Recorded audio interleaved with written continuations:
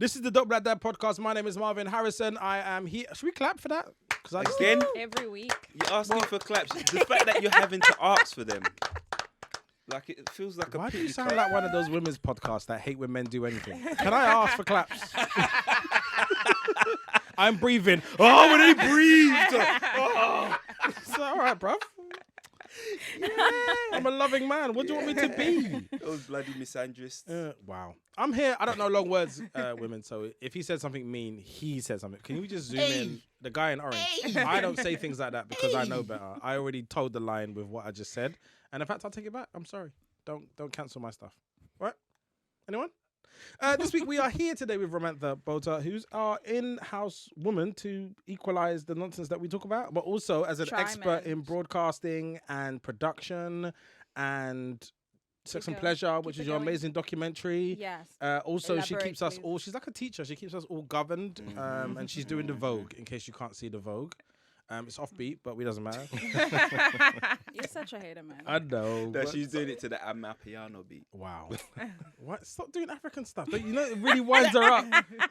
Oh, Every week you do African stuff. It winds her up. why have you not said anything? Then in the car home. I can't be racist. I'm African. No, No, but you're West African, bruv. You people are I know, Brazzy, I know, bruv. I You know, think I you're the king of diasporas. I think I'm trying to just get South Africa back for how they treat Nigerians. Wow.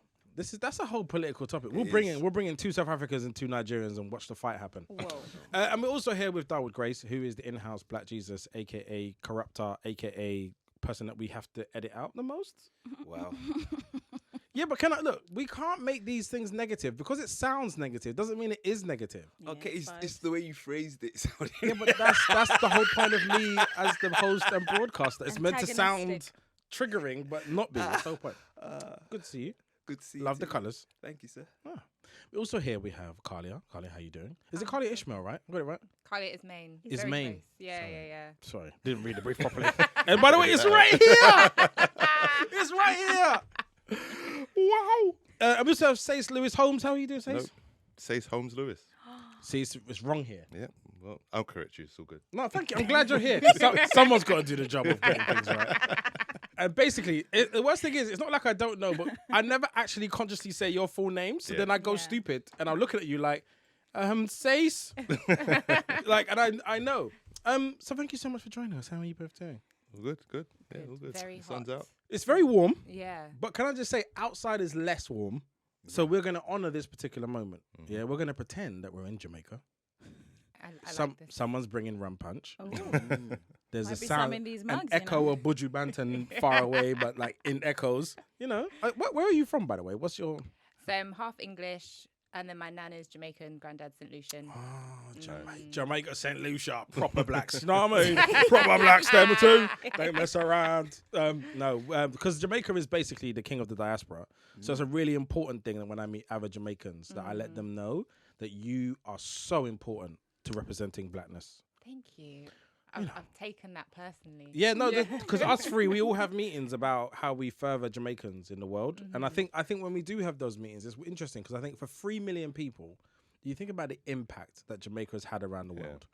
Yeah, so like the fastest runners and like Bob Marley, the best food. Yeah. And like you said, You know. some What of you say? some of the fastest. Well, we have a couple of them. They're quite, there's a couple people that are quite fast. Asafa Powell, there's a couple of them. But I feel Jamaica is number 1. Nigeria is number 2. But they had to have 240 million people to make it. The cultural impact per person, per capita, Jamaica is top of the world. Yeah. It might even mean that's Nigeria. because sugarcane come from there. I don't know what that means. What does that mean in the realm of things? Are you saying People what? like Because we're sweet sweet up? things. Yeah. Yeah, let's say Jamaica's sweet anyway. Yeah. So. It was a compliment, a shady one. We don't know. We let the comments decide. That's how we do things. So Khalia, we actually did I don't know, you was a kind of hosting. Were you organizing? You had organizing energy. And you was on the Yeah. panel with me Yeah. for a Found Divine event. Yeah, so basically, Lloyds Bank sponsored that event. So I was there because obviously I run the Black Entrepreneurs Program. I see you ran I the was bank. I was like, there. oh, Yeah. sorry. CEO. No, I'm joking. My account number. The way I just looked at you with marriage in my eyes. Oh, Hey, I like money, I don't know how to get it. I don't think you'll get far. Khalia just heard you talking about babies and stuff, you know? Yeah, but with the right Off air. partner, she'll get all the babies. Okay, Khalia. And as we move As on, you were. You did that. Is that, You gonna did that. edit that part out as well? I don't know, man. I think there's 2 already. I'm counting. Yo, yeah, we have a count. Say Too. Sorry, please continue your story, Don't Khalia. encourage him. Don't encourage him. So I was supposed to be. So I was there as the sponsor. I was supposed to be just making sure things ran according to plan. But the person who was supposed to be on stage with you, Who didn't turn up again? Jamelia. Jamelia Donaldson. Yeah, so she was in Birmingham. lucky. She got stuck in Birmingham. So I walked in thinking, I'm just gonna have a chill Saturday, just like sit in the background, make sure it runs okay. And the organisers, the founder, walked up to me and was like, "Can you do me a massive favour?" And I thought they were going to ask me to go to the shops. So I was like, yeah. And they were like, and then they started like really like nice to me. They've been really sweet. And they're like, you know, because obviously like you're an amazing person, like, because of all this stuff. And I was like, oh, thanks. Like, what do you want? And they're like, can you do the keynote speech with Marvin? And I was like, are you taking the piss? But I was like, yeah, sure. So literally like 20 minutes before you turned up, I got told that I was going to be on the panel with you. I remember us both reading the briefing for the first time together and being like, right, so this is why we're here. Yeah. Yeah, but you were brilliant. You were great. Yeah, you were It went down really, really well. And I love it. I think my measure is always how many questions you get after. Yeah. That means people have been activated and they want to say stuff.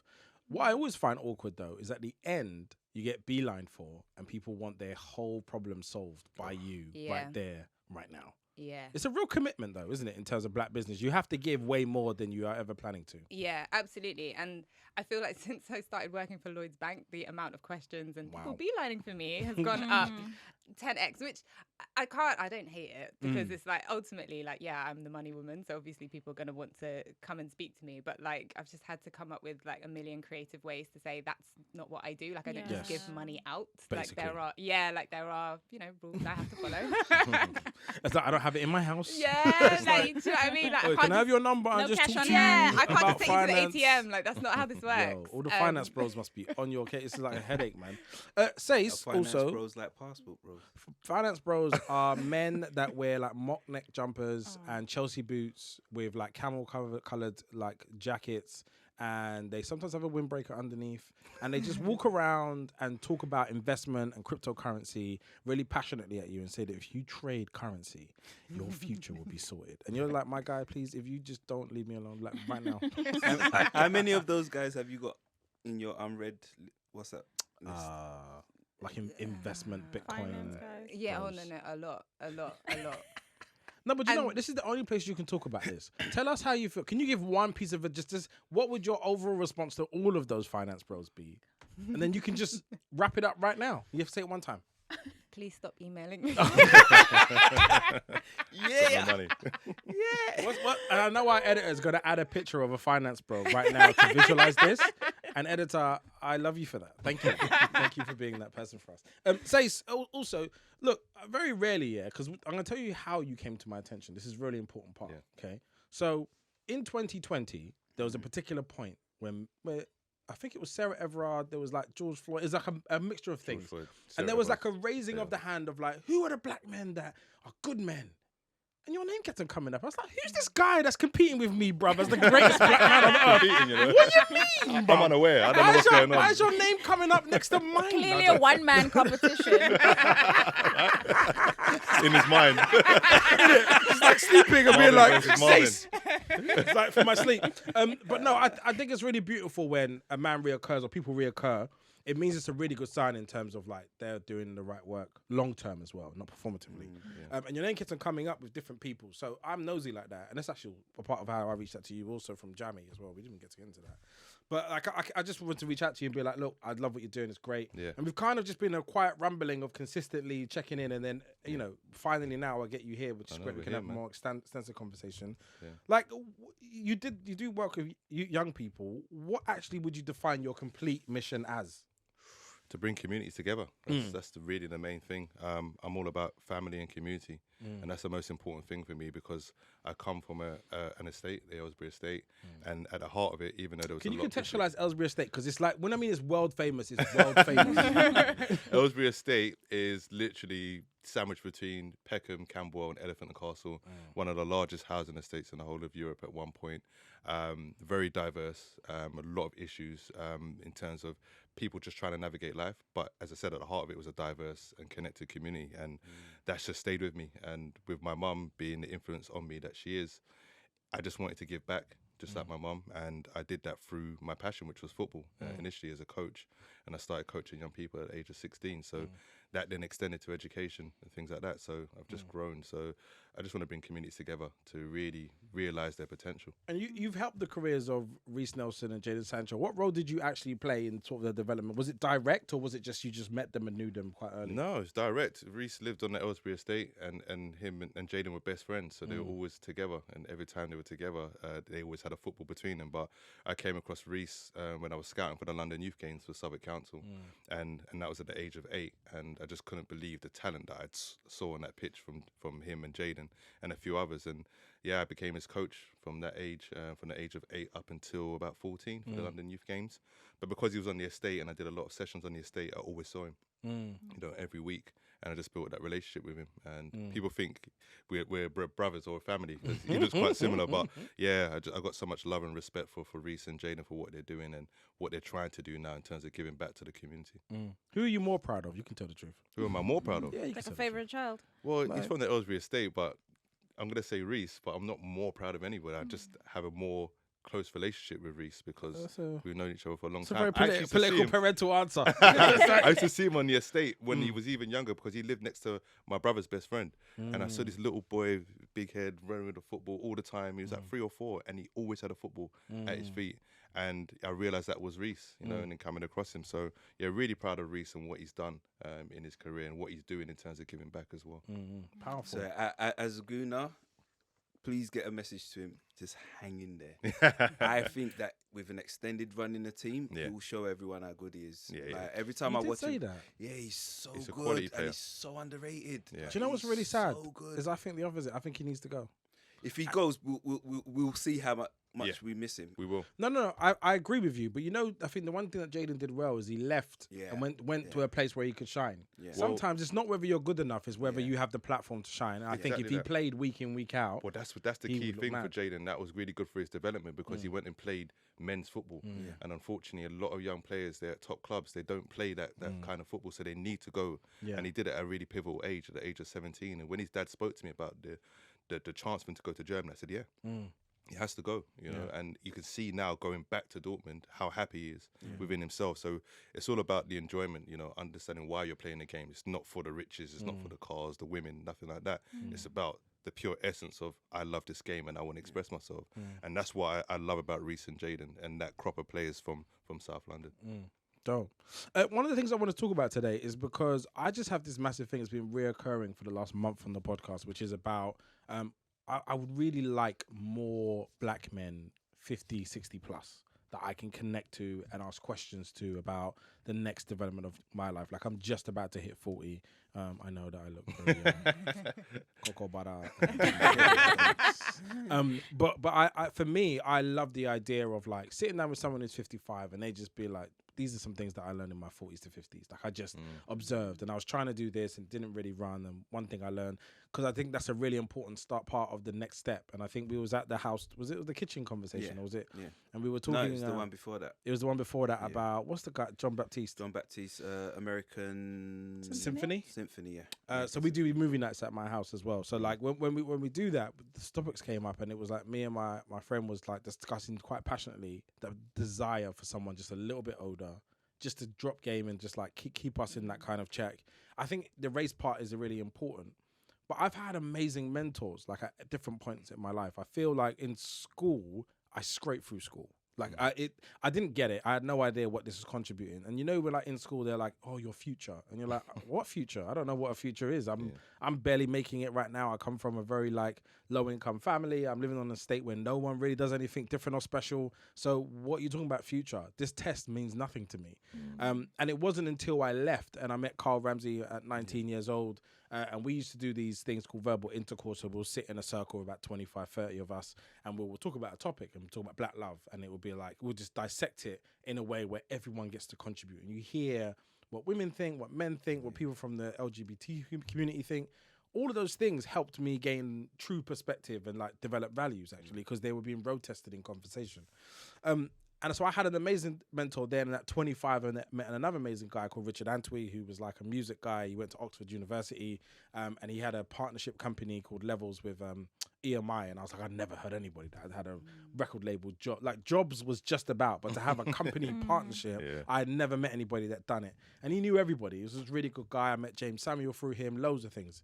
And so he's a really beautiful man. And since 25, you know, I've been pretty much on my own with it. Like, there's loads of people around me, but I think someone that in your life that you just get to quietly watch and observe and learn from. So for me, I'd love to hear who the people were in your life and what role did they play. Because I think that mentorship, that kind of like who saved you, who saw the good in you, who saw what you was different at, and what made you get to where you are. Because I think inherently when you come from an inner city, the odds of you not making it are probably higher than making it. Like, I think the chances of you going jail or, you know, dying or getting caught up in something, you know, untoward that just ruins your trajectory is easier than it is to actually come out and be healthily minded. So I don't know, and you're from South Africa, so I'd love to know if there's a South African version of like that, where you come from and the chances. Or actually, let's start with you. What is the context of growing up in George, and like who saw you and spoke life into you? So I come from a council housing sort of, I would say, poor background. Very, very working class family, matriarchal home, one of those big houses where there's enough rooms for the daughters and their children. It's like a family house like that. And I think I mentioned this before, I was one of the only people who showed potential in school. My mom didn't finish school. Her siblings were not particularly academic. They did well to get by. My mom's younger sister finished high school. That's about it. And so in those times, you don't have. I think it's about the same as you. You don't have people that are CEOs, that own companies, that's entrepreneurs. In fact, I didn't know what I wanted to do until I think maybe almost high school, because everything I saw in a book was like, how do I become that? I've never seen a doctor. I've never seen a lawyer. I'm just reading about these things hypothetically as if they're fictional characters. And I think at some point I wanted to become a tourist. I didn't actually know. You know why? Because my uncle was like a nomad. So he would just take off and he'd be away for months on end and come back with like the best stories ever. And I'd be like, I want to do that. And then I asked him. Couldn't sit still, uncle, He couldn't sit still, but I actually thought he did like dope things. He probably came back and, you know, inflated stories and stuff like that, but I thought it was the coolest thing. You get to travel, you get to meet new people. I want to do that. And then I said, what do you call that you do? And he's like, no, I'm just a tourist. And I wanted to become a tourist. Black men have a lot to say, you know. So yeah, and I think the equivalent for, you know, if you don't have a role model, you're most likely going to end up in jail or with, you know, in gangs or whatever, something like that for men, for boys. For girls, it's ending up pregnant and just not making it out of that town. So for me, academics helped me. And there was a teacher in grade 7, Mr. Sampson, who he was just so proud of me. He was like a dad, and I also didn't grow up with a dad, so he was like a father figure to me, and he would try and enroll me in like these private schools because he knows my family won't be able to afford it, but he's like, you can't just go to the local high school, which I ended up doing, by the way, and I did obviously excelled in there. But if it wasn't for him, who's like, you're not made for here. You're not supposed to just be here. That's in Little Puckelsdorp. And I'm incredibly proud to come from there because my entire community carries me. Facebook, you know, everyone is on Facebook. So when I started being on TV, every week there would be like clips and someone would tag me on Facebook. I'm like, oh my God, I remember you from school and stuff. So it's brilliant coming from those communities and making it.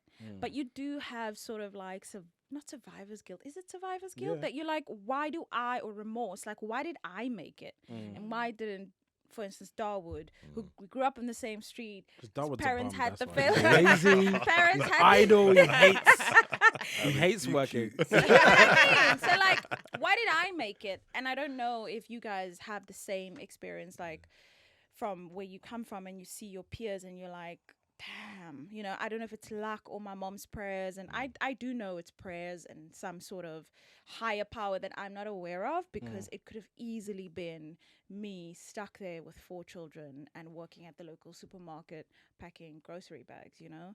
And not to look down on those women who live those lives, but I knew that that wasn't for me, all because of Mr. Sampson, who said that's not for you. You're not supposed to stay here, so let me see how I can help you.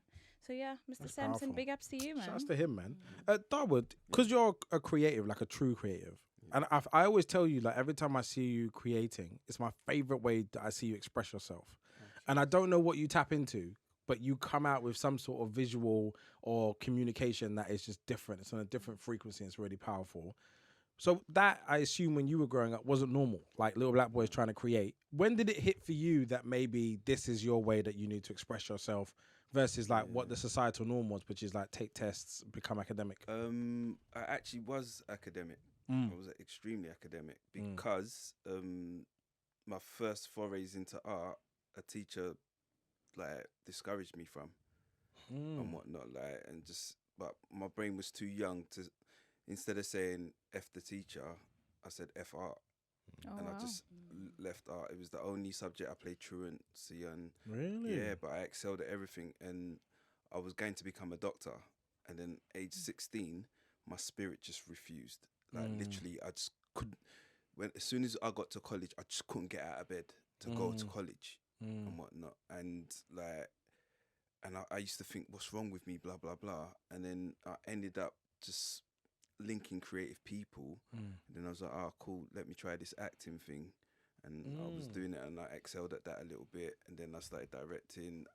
But funny enough, we're speaking about mentors. My teacher, Michael Vance, again like you, out of all the teachers I had, they all thought I was rowdy and that, and I was one of the kids that used to get discussed in the staff room, like oh, that guy, he's done this today, he's done that. I was super rowdy, but I felt like my grades were helping the school a little bit, because I never got kicked out. Like I used to get away with murder, like things that other people would get expelled for. I would just get sent home for a day or two, and it used to confuse me. Like, okay, all right. And then Michael Vance was the first teacher that just was like, "You've got something. Stop messing about." But he wouldn't say it. He would just do things. So he brought Benjamin Zephaniah to my school. Legend. And that was the first time like poetry just seemed attractive to me, because when I thought of poetry, I thought of like them old, old bastard. Ye old bastard. Seamus Heaney. They're them boring poets that just whine and moan and that. But he had his whole own cadence and that. And I remember just watching him and just being enthralled. And because of my temper, Mr. Vance goes, oh, maybe you should write some poetry when you're angry to write how you feel. That. And because I'd seen it, I was like, all right, cool. So that's how I started. And that within a few weeks, I was right, because I went to a boys' school. So none of us knew how to talk to girls, but I could waffle. So I would start writing poems and selling them to guys for £5 and whatnot, filling in their Valentine's cards. Love that. Put in SWALK, sealed with a loving kiss. Wow. And then put your perfume on it. Like I was coaching, this is the blind leading the blind. Yeah. I was coaching guys, because I was a virgin. I was coaching guys on how to talk to girls. Aren't they the best, you know? Yeah. I had the best advice. Wait, I used to sell this guidebook to guys for when you get a girl's phone number, you ask her this, and then so I'll coach guys, you ask her this, and you ask her that, and you ask her that, but whatever she answers, that forms your next question. So I would teach them how to do it. So I'd be going through lessons. That's crazy. I know. So I was just doing wild stuff like that. Does it work today? I was going to say that. 100%. Anytime I coach a guy on how to speak to a woman, it works. 100%. So formula, you want to sell your formula? What, to anybody? Yeah. I don't need, you got a walking formula. You got a walking formula. You don't need me. You should. I think you should don't know bottle what's it going and on. sell that, man. I should. But in terms of mentors, I have never had a mentor to say I'm going to mentor you or just take an active role. What I've done is I've taken on mentees, people that I watch from afar. And one I have to shout out, in fact two, Dean Ricketts and Charlie Dark. Like, they both became my mentors and they just did not know. Like, I just watched everything they did, and whenever I would speak to them, I would just bombard them with questions until like I got answers. And I knew they just ended up thinking, oh, that's a really weird kid, he's really intense, but like, no, you were mentoring me. Now that I'm older, I've said to them, yeah, you know, you two were my mentors. And that. Wow. Khalia, what was your journey going to be before someone interrupted it? And also, what role did your parents play? Were they down with it? Were they just like, I want to be a ballerina, you're like, fine, or I want to be a firefighter, and it was like, great? Or what, did they resist it? Yeah, so my parents, very, very supportive. They didn't understand what I was doing or anything like that, but they were just like, if you want to do it, like, we'll support you. But so my mum and all her family, they're all teachers, public sector workers. My dad's, they had other jobs, which are kind of, you know, just standard kind of office jobs. And stuff it sounds like that. they're moving weight. I was like, oh, you say that, that's I know. I was like, let me clarify. Let me clarify. We're moving these packs They were outside. legit jobs. They had cool. pay slips, like, with all above board. How underwhelming. Yeah, I know. I'm sorry. My life was more boring than I was making out. But so in terms of kind of like, and I was always told, you know, oh, you're really smart, and you can do things. I was like, great, but there was never really any clarification on what that would mean. Yeah. Like, in the same way you were saying, oh, you wanted to be a tourist. Like, legitimately, I wanted to be Beyonce. like, I can't sing. How old are you, woman? What do you mean it was to be Beyonce? How old are you, man? I'm 30. And so you're a young pup. Oh, wow. Please. I like this Jesus table. Christ. I like this table. Yeah. She's a woman. No, but the reason why I say that, though, That was misogyny. I don't know what that means. It's big words again. What the reason why I said that? It's always good to be stupid to get out of accountability. But like, what does that mean? I don't understand. I'm sorry. Yeah, definitely not something I would ever do. But what's really beautiful about that is that Beyonce was like, I was an adult when Beyonce was an adult. So now you're making me feel a way about you dreaming to be someone who was like my age. Feel weird now. But anyway, continue with your story with your drug dealing parents. Go on.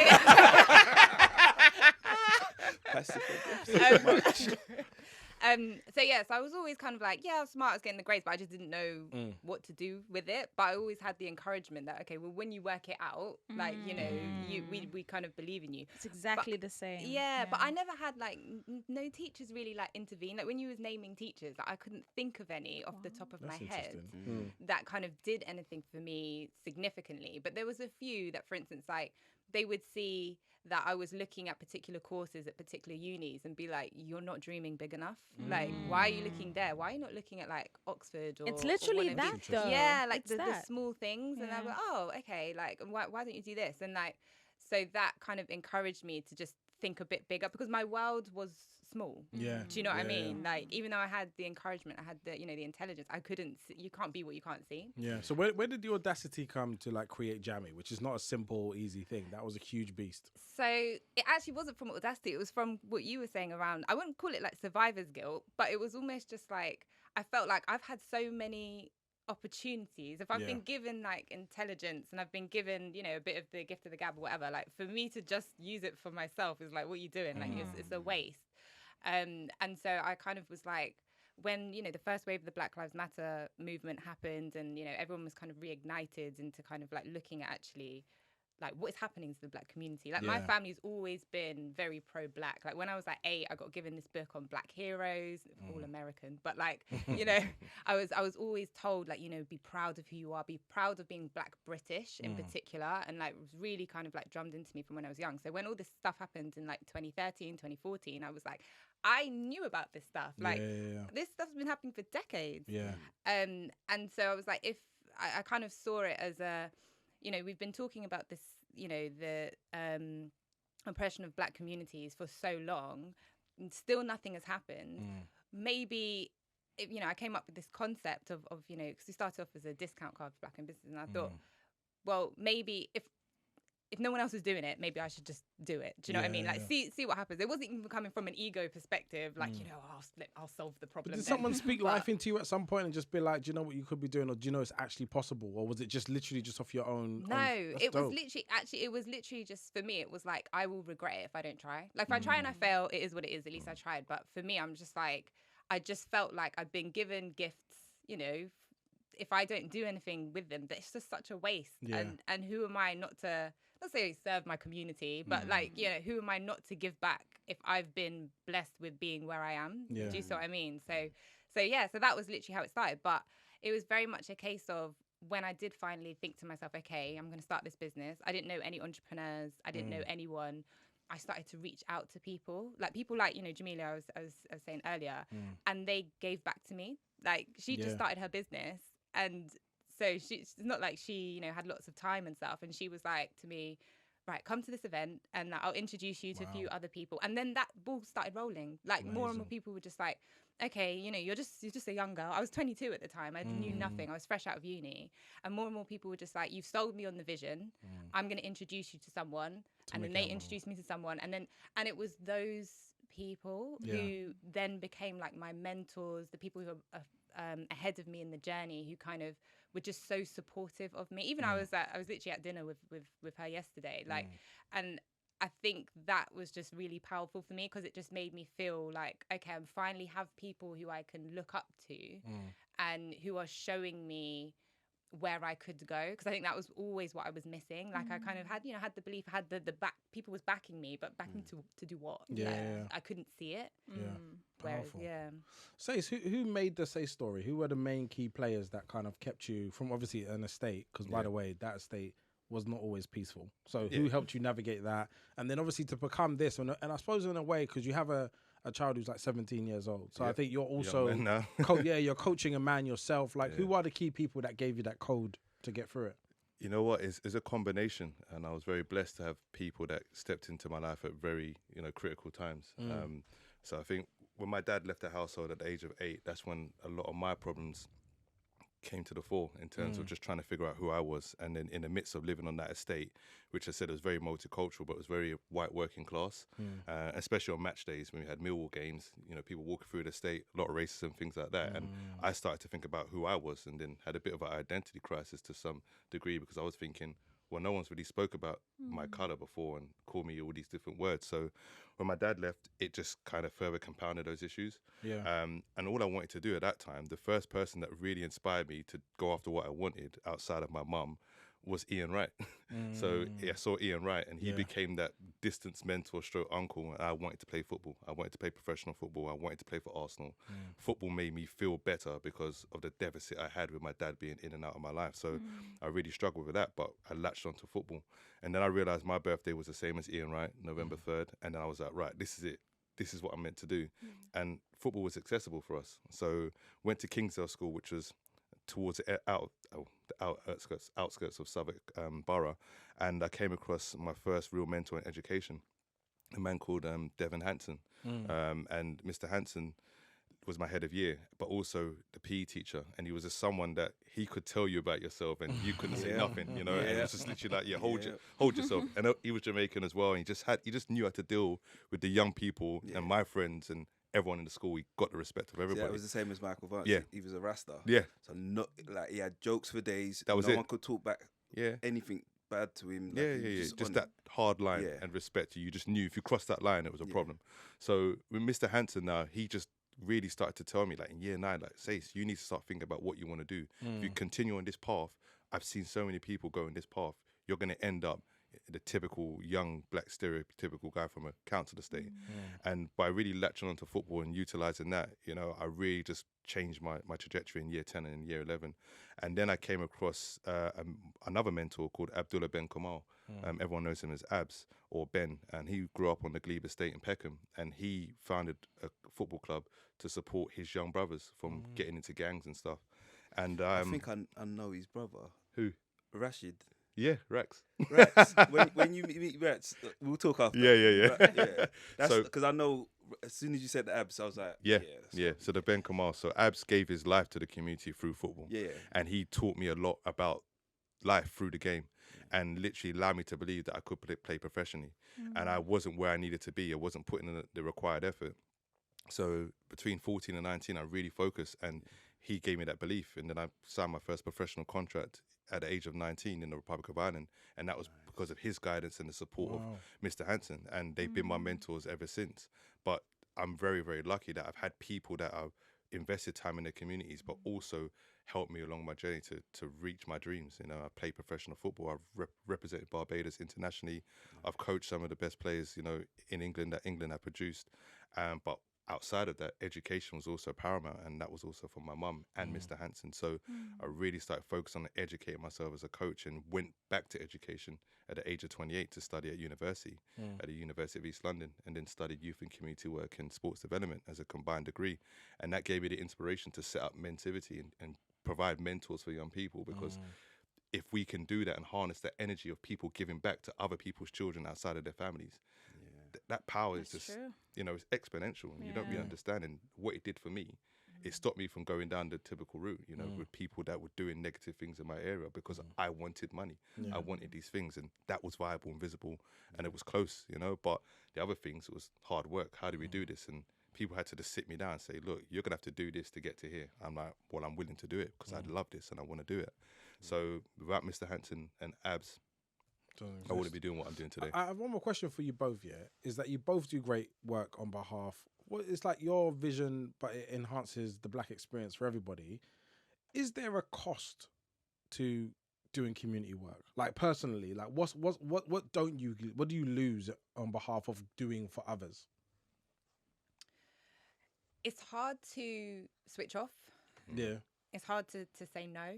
Like, for instance, like earlier I was joking about, please stop emailing. But it's like, but you know, I want to help everyone. Yeah. I want to, really live my purpose and, support the growth of black owned businesses. And for that reason, I do find myself overstretched, operating beyond capacity, doing things where if I wasn't, living within a purpose, for instance, I would just close my laptop and just, move on. It would be like 9 to 5, move on with my life type thing. And I think that has a real emotional cost. And over the years, so I've been running Jammi since 2016. Over the years, it's had a real emotional toll, because you want to support. As you kind of get bigger and more well-known, more and more people will come to you and ask for support. And you want to do more, but you're still just a person. Yeah. And you're still operating within the confines of reality. I don't have unlimited money. I don't have unlimited energy. I don't have unlimited resources. And emotionally, that it cuts into you. Do you know what I mean? And it cuts into who you are as a person sometimes.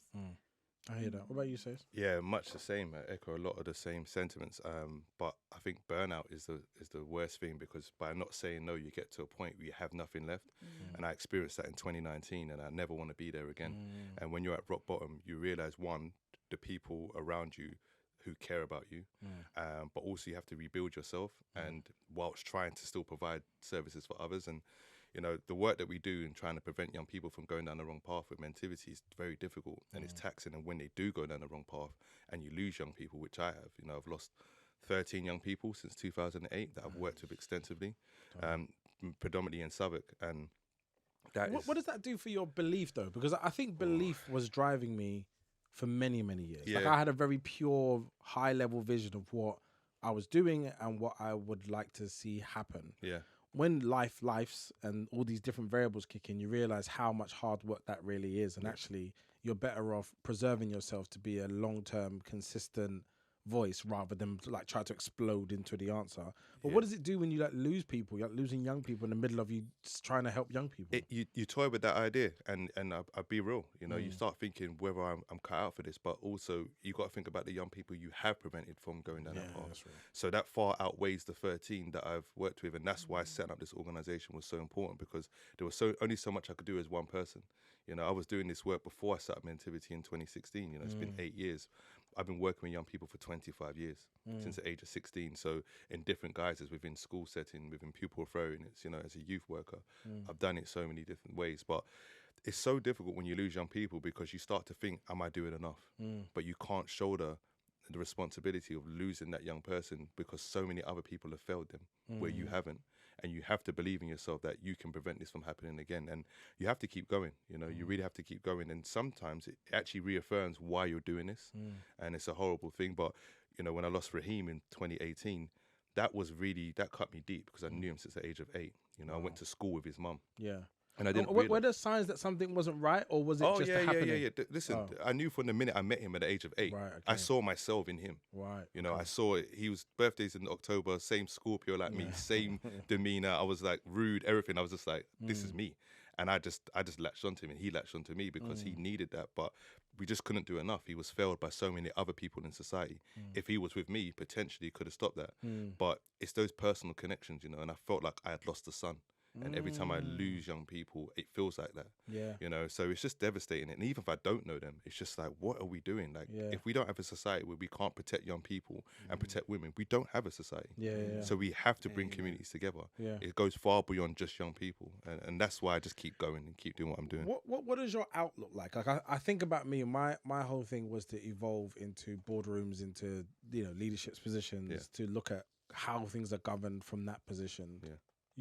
How would you describe yours? Are you still more frontline than boardrooms, or are you mixing and matching? Like, how are you finding that balance, and what's your out? I would say, you know what, it's a sandwich approach now, because obviously being on the London Police Board and, you know, being a real advocate for young people's rights when it comes to policing, especially stop and search, I have to be in those rooms, but also be on the front line doing that work through Mentivity, going to schools, doing assemblies. I have to be that person to showcase that I can be here, but also can be here. And this is something that you can actually create a career from. And I never knew I could do this, but I've had to really upskill myself and really put myself outside my comfort zone, you know, consistently by doing this work. And with some of the corporate support that we have, you know, Goldman Sachs, Spotify as well, you know, Foot Locker, there's so many different people that I'm speaking to, but I never thought I'd be doing this work. But I have to believe why I'm doing this, and the belief is every day is young people, you know, seeing them. And when I go to schools doing assembly, and they're like, now I'm going to do my work, now I'm going to be focused. That's why I do this, you know. So we have to be a combination, but the danger is that the more successful you become more detached from the reality, and I can't do that. You know? That's really key. Yeah. Because what I never want to be is someone that's sort of standing aloft and being like, oh, black people should be doing this. So I've always kept really good proximity to the most, like, for me, the everydayness of what's happening for real black people, rather than kind of like reading it and giving a judgment. I have a... That's got to be a fine. That is a... we got to have a fine system, bro. Yeah. I do have... because I'm going to separate the room a little bit. I have a clip that I found. So this is like a section where the stuff that I find on the internet when I'm doom scrolling at 3 a.m, because I got so much work to do. And I found this clip, and I want to play it for you, and I want to hear, like, I have a question for you. Then I have a separate one for you two, because I think you've answered this before in a previous podcast, but I want to hear these ones. So this is the actual clip. And by the way, I've tried to have these conversations with my parents before, and I realize it's fundamentally waste of time, with all the love in the world. But this was really moving me, because this guy was so angry and frustrated. And I'll try and show it to you while it's playing, but I'm going to play it into the microphone. Just don't say that you've always created a comfortable environment to bring stuff up. You haven't, and that's straight up true. And I don't care if I'm going to get backlash for this. And I'm sorry that I'm upset right now, but I am upset because you keep constantly saying that, and that's completely false. No, you it's haven't not created. false. Yeah, it is, because you haven't created a comfortable environment to that level where I can come to you and talk to you about everything. And I'm telling you how I feel. You cannot tell me how I feel, Mom.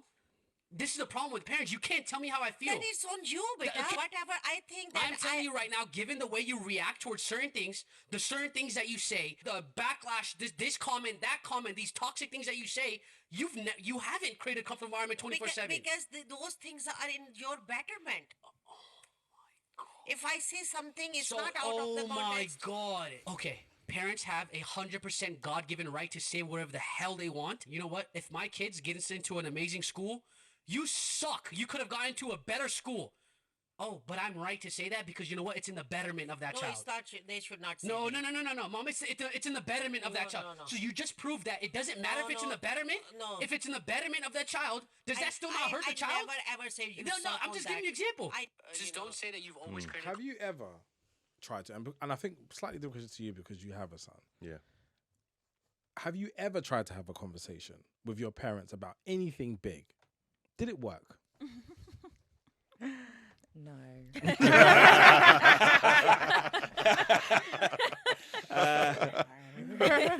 What has been your experience of like, because now you're an adult, and then now you're speaking to people who have raised you, and you're like, look, thank you for everything. You've been great. I get it. But here's like 1 or 2 areas that were really challenging, and you would just probably a part of you is hoping that they just be like, do you know what? You're right. No. So I kind of have gone with the complete opposite approach, which is actually just accepting them as humans. And that, you know, I wake up every day thinking, I have no idea what the hell I'm doing. Like, you know, just like in life and whatever. And then once upon a time, it dawns on me, oh my God, they probably think the same thing. Yeah. Like, you know, they've never been, you know, 60 before, and they've never been whatever.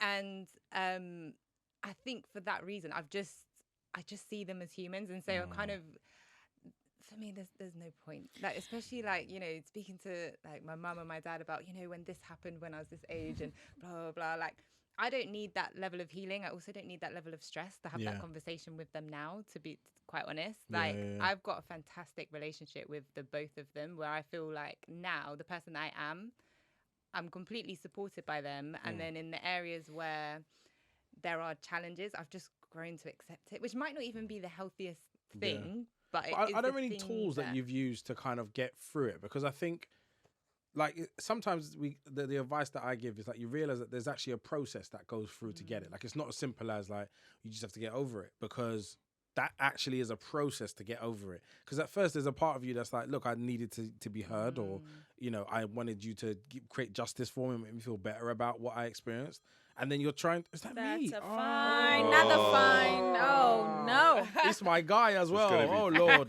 Who's the third one? Mine's on Mad airplane. thing, I bruv. put mine on airplane. You know what? I turned my phone up to play that clip. That's why it happened. There's production issues. But do you have any tips for like how people can improve that relationship? Because it's more than just getting over it. I feel like there's some ground steps that need to happen for you to be able to be like, all right, I'm fine with what it is. It's a journey. It takes time. Yeah, you know what actually happened with me? It was completely by accident. I had a manager ages ago who went on this like self-help course or something, and she was like, it's great. I'm going to pay for you to go on it. And I was like, okay. It's got me like 2 days off work. So I was like, yeah, sure. I shall go. Yeah. I was like, cool. And so I went on it, and my nan had passed away, I think the year before. And I was, you know, really close to my nan, love my nan. And they kind of were really pushing on, you know, your relationships with your parents and stuff. And so they were kind of saying, you know, what's happened in the last year is, you know, bringing up, is there any trauma or anything you want to talk about? So I wanted to talk about my nan, who's my dad's mum. And through that, they were like, well, what would you say to your dad? And at the time I was like, nothing. Like, it is what it is. Like, you know, things got handled how they got handled. And they're like, no. But like, what would you say to your dad? And I was really being very like, I don't want to talk about this. Like, I don't want to talk about this. Like, everything is fine, blah, blah, blah. And I kind of like was basically pouting and was like, I refuse to participate in this exercise. And then I watched everyone else do it. And then I was like, okay, like, you know, I'm a big girl. Does this begin with an L, by the way? What? The thing you went on, the course. No, it begins with an I. I think there's a cousin to it. I think I know what it is. Okay, cool. And so basically, the exercise was basically, so I had to say to like the mediator or the person who's running it, like what I would want to say to my dad. So I kind of like started off by kind of being like, you know, oh, I wasn't happy with this and I wasn't happy with that. And then he started responding, like as what he thought my dad would kind of say. And I was just like, and as he was responding, I was like, I actually understand you a bit more. So that I think that really helped me to see my dad as a person, as a human, because like, you know, people are flawed, like as your parents, like, do you know what I mean? But I never really took the time to actually think about how my dad responds to me as a person, because I'm the oldest child. Like, I can be very much, you can't tell me anything, like that type of stuff. And like, you know, he's a black man, like he's used to being the man of the house. He's got like this, his oldest daughter telling him like, man of what house? Like, you know, like kind of thing. And it kind of helped me realize, actually, he's dealing with me in the same way that I'm dealing with him. And if I approach our relationship from a more equal footing, especially at that point, I think it's like 25, like as two adults who are, you know, we have a relationship with each other, we will probably get on better. And from that moment on, that was a turning point in our relationship, where every time something happens, like I just see him as a person. Like today he called me, like as I was walking into the office, and I was like, "Why are you calling me at like so early?" And so I picked up the phone. And I was like, "Dad, I've got to go. Like, I can't talk to you right now." And I locked off because like literally my manager was staring right at me. And then I was just like, that was really rude, you know? Like he was just calling me just to see if I was okay. So I called him back, and I was like, "No, I'm really sorry about that." He was like, no, I'm sorry to you because I know what it's like when you walk into the office. And I was like, no, don't apologise because you didn't know I was walking into the office that time. And he was like, "Oh, okay, well, have a great day." And I was like, "You have a great day too." Nice. Love that. I love that. Yeah. Sayce, what about you? Oh boy, I think from my perspective, my mum, I had a respectful fear of my mum, you know, as a Jamaican strong woman, you know, and she had to play the role of my man dad. So for me being the eldest, I made the most mistakes and needed the most discipline. So it was difficult for me to navigate and speak about the issues that I had because I didn't want to burden her with my issues, to be honest. So I didn't want to add anything to her plate. But from my perspective now as a father to a 17-year-old, I've continuously tried to make sure that, one, he knows that he can't be wrong for however he feels. And I think that's really important for me to keep again? that. He can never be wrong for how he feels. Okay. You know, and I think that's really, really important. And he's a very emotional young person, just like me. But again, sometimes he has that respectful fear and doesn't think I'm going to be able to detach myself from being his dad to give him the advice or say the right things. And that makes it difficult. But also, it doesn't help that growing up on the council estate as well, you can't just be jovial and happy all the time with your face. Like you have a rested in bad man face. You know, I'm literally, so a lot of people fear me and they haven't even spoke to me. You know, and I just have this kind of like headmaster kind of, you know, big brother thing that people think, oh, I can't talk to Sayce, you know, he's not going to understand. But I actually do. So I'm really trying to work on that and be Do you more. ever use it as a defense mechanism, like as a weapon? Because I sometimes do. When I can't be bothered to engage, I just be as big and as black as I humanly can. Please leave me the hell alone. My face just goes like that. No, it's default setting. But when I smile, it's like I'm a totally different person. So I think it's really important to foster, you know, safe environments for our young people and our children, because I have to be consistent with him to get to the point that he can speak to me the way I would love for him to speak to me. But he speaks to my wife a lot more than he does me. And I'm like, oh, I found this out. I'm like, but then I just go back to him like, oh, you didn't tell me this. And he'd be like, oh, sorry, but I'll tell you next time. So I think we just got to make sure that we are consistent with our young people and model the behaviors that we expect to see in them ourselves. Powerful. Was that always the case in terms of setting up a safe space for him to talk, or did you have to learn it? Always, from a young age, especially working with young people, I learned a lot. You know, as a practitioner, as a youth worker, I learned a lot, and I never wanted young people my son to feel uncomfortable around me. But that's just natural because I'm his dad. You know, he's got these expectations that I'm gonna have these expectations on him, but I don't. You know, I'm just like, you got to figure it out. You know, and I just want to be there for him. You know, when those things go wrong, more than when things go right. Yeah. Well, look, I think we're actually out of time, but I do want to ask everyone one really quick question. Yeah. And it's one I always ask when I'm gathering people, and it takes reflection. So take a second if you need to, but understand we have to be out of here in 4 minutes. It's the one thing that's currently happening in your life that is unwanted, but it just keeps happening. So the question is actually phrased, what's unwanted but persists? But for me, the question of something that keeps happening that you're just trying to stop, a habit that you keep on breaking. Ro. Getting triggered by my mom. Suicidal thoughts. Man. I know. I can't get rid of them. But arming myself, basically, so I don't hit rock bottom. Anchoring is important. I love you. You know that, by the way. Cheers. I love you Khalia. too. Thank you for sharing that, bro. Yeah, lack of discipline for me. In which area is the discipline lacking? All areas or just a particular area? The finance bros in your DMs. No, all areas. I think because at the moment I'm balancing Jammi, stuff with Lloyd's Bank. I'm buying a house. I've become a school governor. For some reason, I keep piling things on. And lack of discipline was the furthest thing from my mind. When you said and so I need to be just generally like more disciplined, more organized, and more strategic with the things that I'm doing and the prioritization of these things as well. Man, not being all things to everybody. And I think that's really important because you can spread yourself way too thin. and then you don't achieve the things that you need to, and then it's like a cycle. You start feeling that, I can't do this. But just understand that some people just can't be helped. Yeah. And that you have to invest that time in yourself to be able to help other people in a way that they may need, and those that are pouring into you so you can pour into them. So it's not that misplaced energy. I think that's really, really important. I've really worked on that the last 4 years. So that's a constant theme that's coming up. My therapist once told me that you need to have a capsule of care, and she's like, 5 people can fit on this capsule. Who's in it? And she was being quite bullish with me. I was like, well, I have 2 kids. That's 2 spaces. But I think that was really good in terms of choosing who I can show up for 100%. Yeah. And some people just can get things, and sometimes they can't. Yeah. And I think that really helped me sort of navigate that space, which is really beautiful. So before you go, your persistent thoughts. What is the persists? I'm in the year's just start. I'm very disciplined this year. Nothing has reoccurred yet, but I think again very similar. Overcommitting, and also starting way too many businesses. I have to stop. I have an idea a day, and I feel like 50% of them I have a duty to start, and I really either need to continue or I need to cut them off. So I did a lot of culling at the end of last year, and that's something. Actually, I'll make that the thing. I cull my new initiatives that I need to start. Cool. Thank you, everybody. Khalia, I wanted to ask you, like, is parenting an aspiration of yours? Or is it not yet too early? Do you secretly have a child because you're a governor now? I don't know why. About human beings that you created. No, I don't secretly have a child. Not that I'm aware of. No, I definitely do want to be. Yeah, I definitely do want to be a parent sometime soon.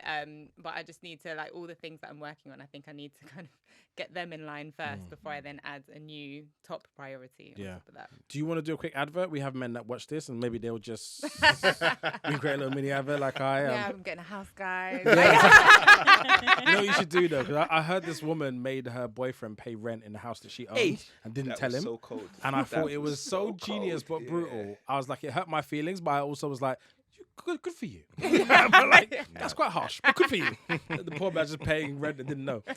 But thank you everyone for coming. My name has been Marvin Harrison. We have been joined by Sayce Holmes-Lewis. There you go. You got it, bro. Damn. Khalia Ismain. Pressure works, man. Ismain. Very close. Darwood Grace and Ramenta Borta. Thank you so much, everyone, for coming. This has been Dope Black Dads. Please email us because we're lonely and sad and we don't have any friends. hello@dopeblack.org. Can you follow us on Instagram? We're very near to 200,000. It's been a couple of months. We've been hovering around there precariously. Also, you can go to us on TikTok where we are gaining rapidly. And I'm on there now, saying things, which I'm also growing quickly as well. I have a future as an influencer. So yeah, thank you so much for joining us, and definitely we'll come back again. We'll have to have you back, obviously, because we have loads. We didn't even go into black business fully, but you know what I mean? There's loads of stuff, mate. Appreciate it. Thank you. Thank you.